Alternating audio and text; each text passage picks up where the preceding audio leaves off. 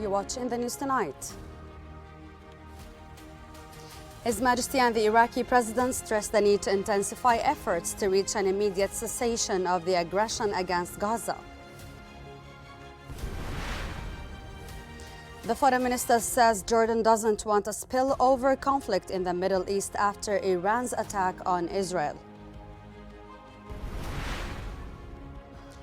And the Jordan Armed Forces, in cooperation with other countries, carries out 3 airdrops of aid into the war-torn Gaza.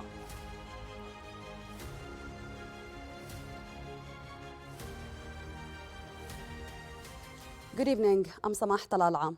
His Majesty King Abdullah held talks with Iraqi President Abdul Latif Rashid at Basman Palace in the presence of His Royal Highness Crown Prince Al Hussein. The two leaders discussed current developments, with His Majesty warning that what the region is witnessing may lead to further escalation and threaten its security and stability. The King and the Iraqi President stressed the need to intensify efforts to reach an immediate cessation of the aggression against Gaza and to work to find a just and comprehensive solution to the Palestinian issue that enables the Palestinians to regain their legitimate rights.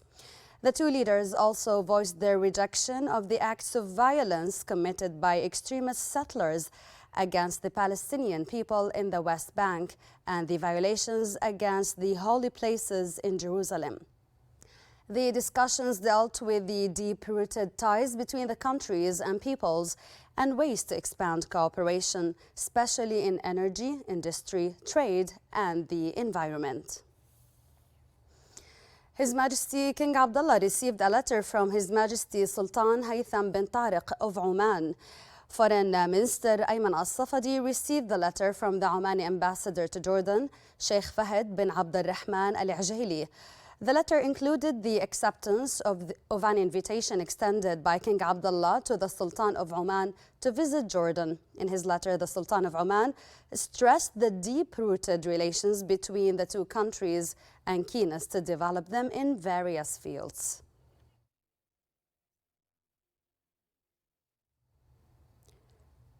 Foreign Minister Ayman al-Safadi said that Jordan doesn't want a spillover conflict in the Middle East after Iran's drone and missile attacks on Israel.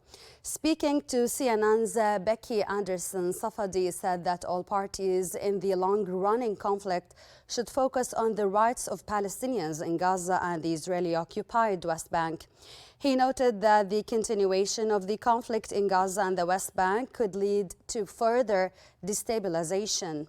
Safadi said when the war in Gaza ends, parties can work on a two-state solution that would fulfill the legitimate rights of the Palestinians to freedom and statehood.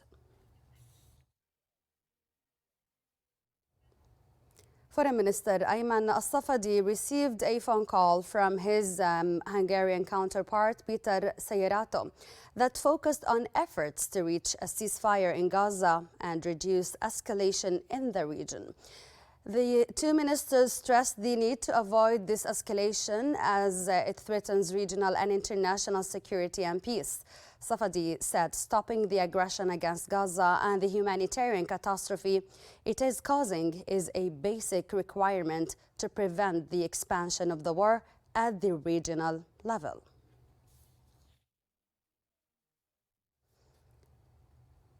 The Jordan Armed Forces Arab Army JAF, in cooperation with other countries, carried out 3 airdrops of aid into the war-torn Gaza. The operation, which targeted northern Gaza, involved the participation of 1 aircraft from the Royal Jordanian Air Force, 1 aircraft from Egypt, and 1 aircraft from Germany. The JIF has so far conducted 83 airdrops since the start of the Israeli war on the Gaza Strip, in addition to 186 airdrops that were conducted jointly with other countries. Israeli occupation forces have committed 7 massacres in the Gaza Strip in the past 24 hours, killing 68 Palestinians and injuring 94 others.